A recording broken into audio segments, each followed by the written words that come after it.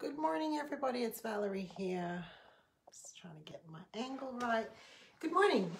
This week I had a conversation with someone where I was giving them some suggestions of what to do, and very quickly this morning found myself needing to actually do the same things. And it's about a collision course. Morning, Naomi. It's about a collision course. So the thing that I was chatting about was that I was saying to the person I was chatting to that we need, where does anger come from? Something. Anger is an emotion, it's a bit of a thermometer, and in the context of what we were talking about, it's often a collision course of needs. It can be a collision course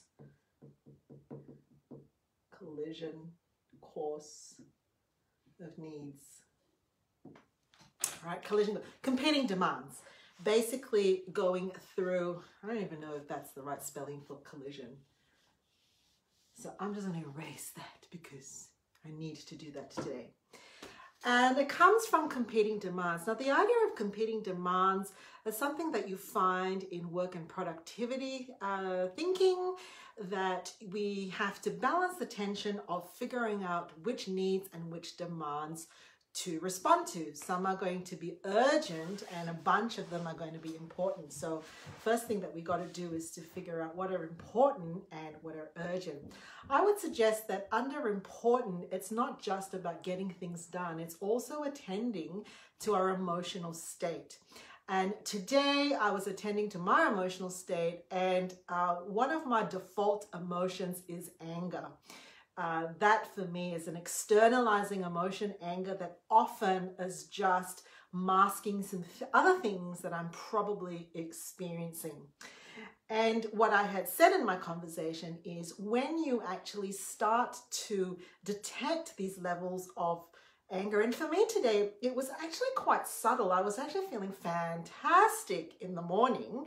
And I think we had a Zoom session, and as I started to talk about the day and the week ahead of me, I started to get angry. I was agitated. I couldn't stay in the Zoom meeting. I actually had to remove myself. I went to the toilet, but I needed a break from it because I was actually noticing escalating needs.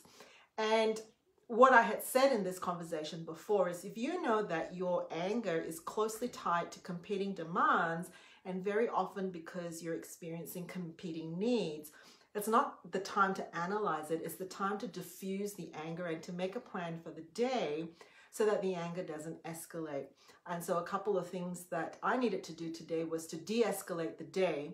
And what I've talked about this week and I'm having to do now is to identify a couple of things.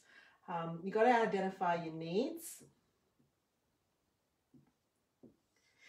And I would suggest that when you have competing demands, like on a Saturday for us, many things happen. There are two things that we want to think about. What are the functional needs, and then what are the emotional needs? A really helpful one for parents as well who have to juggle the space, because you will often find that we have competing needs between functional and our emotional needs, right? So it's a handy thing to actually think about what are your functional needs for today, just for today, and what are your emotional needs. And can I suggest that this book is probably one of my most favorite books. You can see it's well referenced, The One Thing by Gary Keller, basically. The One Thing is a helpful thing because it gives you domains to think about what are all the different spaces in your world that you actually have got needs, functional and emotional. Now, for me, for a day like today, when I know I actually need to de-escalate my anger because it's competing needs, I go to the one thing, right? It's my whole thing of what is the one thing today in the functional spaces? What is the one thing today in the emotional spaces? I've got a bunch of work stuff that I've got to do. So the one thing is I actually need to get some recording done. That's the one thing for me today in the workspace. I've also got some housework things.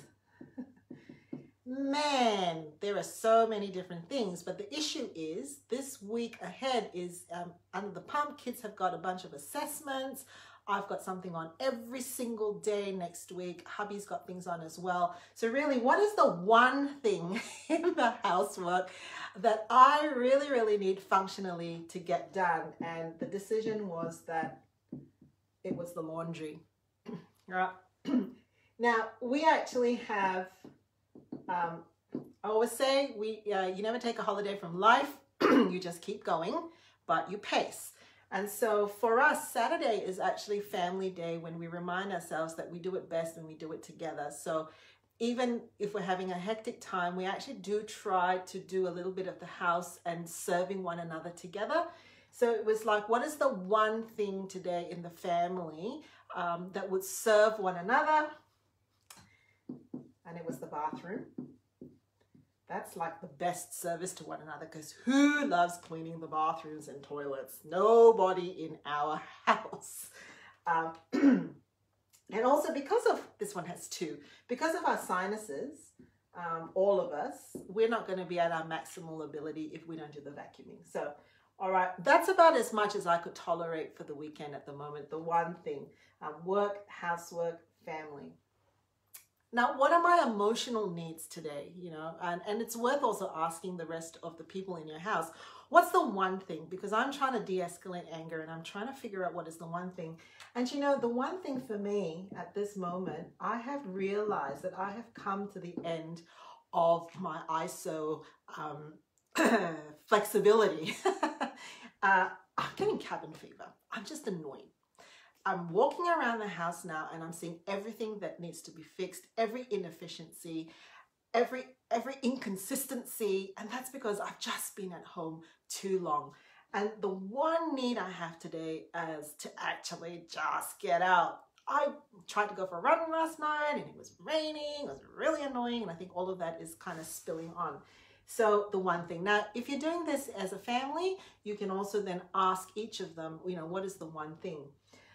So what did I do after the sense that I was getting angry and agitated after our morning meeting? Was I decided that I needed to have a conversation with my family to check in with them, and more importantly, for me to actually de-escalate and diffuse my anger. And so we had a conversation then that looked and said, look, for me, Valerie, I'm detecting that I'm actually getting quite angry. I'm probably had a bit of cabin fever. The one thing I need to do today is to actually get out. There's a bunch of stuff that needs to get out, which comes to my sad acronym. I wish there was a better acronym, but that's what it is. How do we simplify? How do we automate? And how do we delegate today? How do we simplify? How do we automate? And how do we delegate? Well, I decided that we were going to delegate the vacuuming today to our little robot vacuum. It doesn't do as good a job as a human being vacuuming. However, if you use it twice a day and you charge it in between morning and afternoon Saturday, and then tomorrow we set it loose again morning and afternoon, it will do a good enough job for the vacuuming today. So we are delegating the vacuuming. How are we going to simplify the bathrooms? Well, we are simplifying the bathrooms today by only concentrating on hygienic spaces, meaning the toilet, the light switches, the taps, and the fittings. You know what? The shower cubicle, the bathtub, that can wait for another week. So we are simplifying the bathroom today. There's really no way to automate the laundry. If somebody knows of a way to automate it, please let me know. This was a simple thing of delegating it out to me, because I said the one thing that's really annoying me is the laundry. I will do it, and I will feel like it's much more efficient because I know everybody's clothes, right?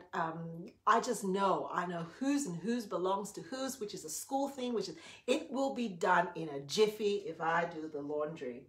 And as for the recording, here's another book that I'd love to recommend to you. It's called Deep Work. Right, this is the Deep Work by Cal Newport. There's actually a student version as well, which I think I will get my hands on. And this is basically talking about how When you're trying to actually focus, you need to do a deep focus. It has to be a deep focus. What's the one thing I need to do for my work today is a particular course that I need to get one recording out today. And I'm going to need some deep focus in it. And I've allocated 90 minutes from the minute I get off this video to do a deep focus. And that gets communicated with everybody else. I've just headed outside. We know what we're doing. There's freedom. Everybody chooses in my house. They just choose what time they'll do it. We don't micromanage. We just say as long as you take ownership of that and it gets done, it gets done.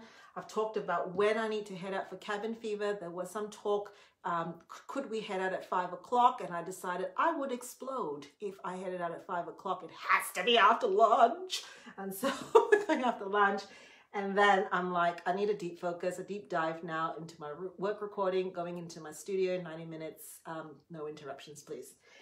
I'll let you know how I finish up at the end of the day, but that was a little spiel of just talking about recognizing competing needs, recognizing the key emotion that's tagged to that, heading for what's the one thing functional, what's the one thing emotional in each of those spaces, deciding then when you're going to do it, how you're going to do it, can you simplify, can you automate, can you delegate, and then communicate, communicate, communicate.